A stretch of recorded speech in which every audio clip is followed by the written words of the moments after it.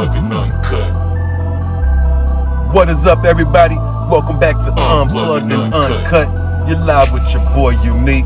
Let's get it. Unplugged and Uncut. Unplugged and Uncut.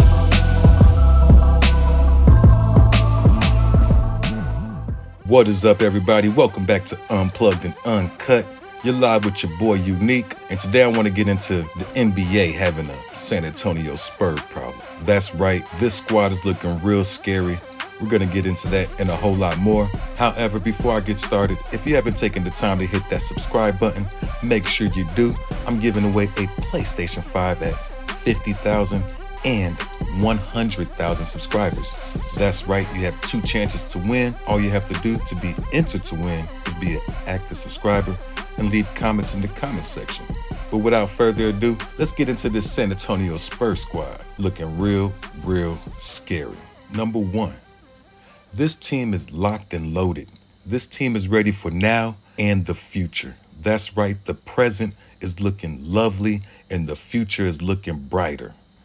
The Spurs have baked their cake and are ready to eat it. That is right, they have their big 3 plus. And I'm going to break that big 3 plus down to you right now. Think about this. Tony Parker, Manu Ginobili, Tim Duncan, 2.0 remix. Or maybe we should call it the 2.10 remix. Dylan Harper, Stephen Castle, Victor Wembanyama. Ouch. Let that sink in, marinate. That's the big 3. But I said big 3 plus. That's right.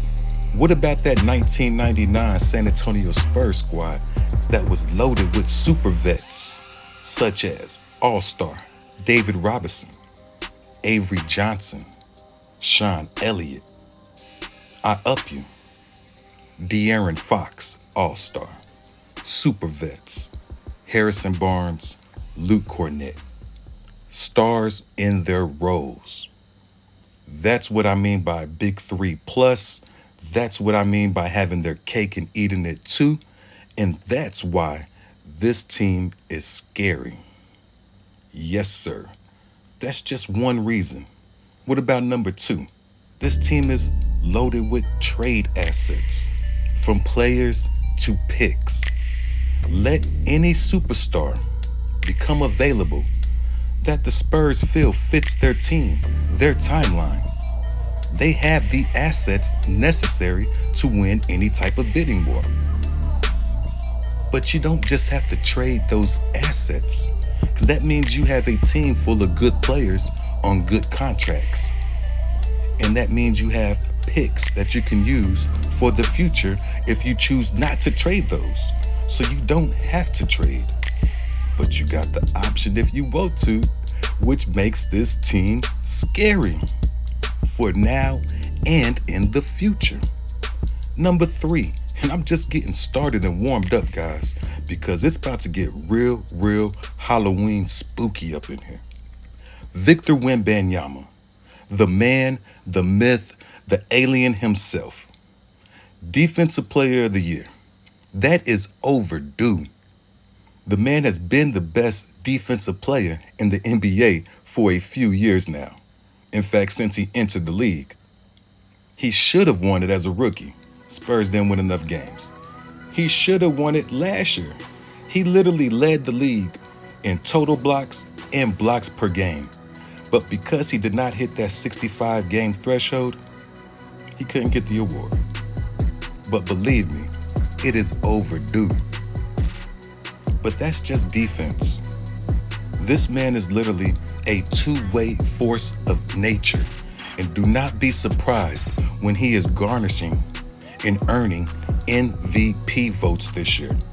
That's right, he's going to be dominant on defense and excellent on offense. Not to mention a top 5 team in the NBA. That means he has pushed his team's wins to position them to be a top 5 team. That overall team success will lead to Wemby getting MVP votes this year, ahead of schedule, on his rookie contract. Big facts. The fourth reason, a lot of people are going to overlook this, but I won't. And that is the preseason. This team went 5-0. Very impressive. And a lot of people are going to say, but 5-0 in the preseason doesn't matter. It don't. You're right. But it is worth mentioning if you look at how the team looked and how they played. I was very excited to see the double big. Return to the Twin Towers. The big-to-big passing between Luke Cornett and Victor Wembanyama was straight sick. I mean, it was off the chain, through the roofs, whatever you want to call it. It was nasty. It was nice. I absolutely loved the double big lineup. Having Cornett back up Wemby just sets this team up for solid rim protection for a full 48-minute game. Yes, sir. Not to mention the double big, but what about the players that did not play? That makes this 5-0 record that much more impressive. De'Aaron Fox is an all-star, a legit all-star point guard. Did not play. Jeremy Sohan is a monster Swiss Army knife defensive wing. Can play small forward, power forward, could defend 1 through 5. Wouldn't put him on the 5 very often, but he is strong enough to do it in spurts. Kelly Olynyk, another Swiss Army knife, inside, outside, solid defender. 3 players that did not play at all in the preseason, making this one of the deepest teams in the NBA. I told you guys, it's getting spooky. But my last reason, my 5th and final reason, this team is about to shock the NBA, and they have put the whole league on notice, and that is coaching. That's right. Mitch Johnson is on the hot seat. And let me explain why he's on the hot seat before I get into the other coaching points I have. Mitch Johnson is on the hot seat, not because of anything he's done wrong, and not because he's been given a fair length to coach. He's on the hot seat because of who could be available. Think about it. Becky Hammon just won her 3rd WNBA chip. Easily fits the Spurs culture. Has a deep connection with Pop. I could see Becky Hammon being the first female coach in the NBA. Steve Kerr. Steve Kerr, another player who has deep ties to the Spurs, and Coach Pop could become available. And think about Steve Kerr. He could pull a Phil Jackson here. Go from Michael Jordan to Kobe Bryant.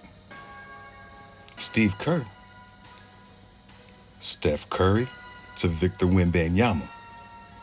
That is a monster legacy for a coach and a chance to have that energy, that spark to want to go again with another young great. You never know. Could become available. Didn't say he was available. I said could become available. Not just those two. What about players from within the Spurs organization themselves? Tony Parker has mentioned he wants to coach in the NBA. I could see Manu Ginobili being a coach for the Spurs. I could see Tim Duncan, if he ever wanted to be a coach, coaching the Spurs. So there are options, which puts Mitch Johnson on the hot seat. But I think Mitch is ready to cook. That's right. Mitch Johnson, I believe, is ready to cook this season. If you haven't paid attention, the Spurs haven't just had a good player acquisition. They've also made excellent coaching acquisitions. Mitch has put together a great coaching staff to help him win games now. That is right. I think this team will be a top 5 team coming out the Western Conference. And whenever he needs advice, whenever he has a bump in the road, doesn't know what to do, has questions on how he should handle a player, a situation, he has Pop sitting right there for advice. And that should scare the living about the NBA. But that's how I feel. Now I want to know how you feel. Make sure you leave a comment. Tell me, do you agree? The NBA has been put on notice. Coach Mitch is ready to cook. And watch out. I can't wait to read the comments, but that's all I got for this episode of Unplugged and Uncut. And your boy is out. Peace.